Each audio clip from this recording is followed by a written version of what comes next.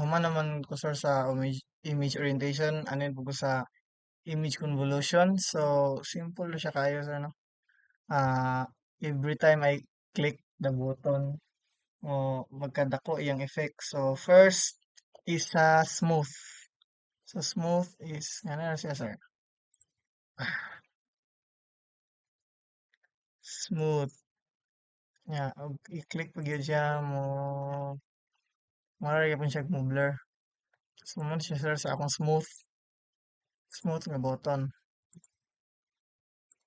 And sa Gaussian blur, so ano siya sir, more siya smooth yapon pero mas grabe iyang kuan, blur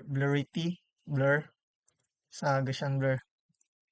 So mo ni siya sa blur, Gaussian blur sa smooth.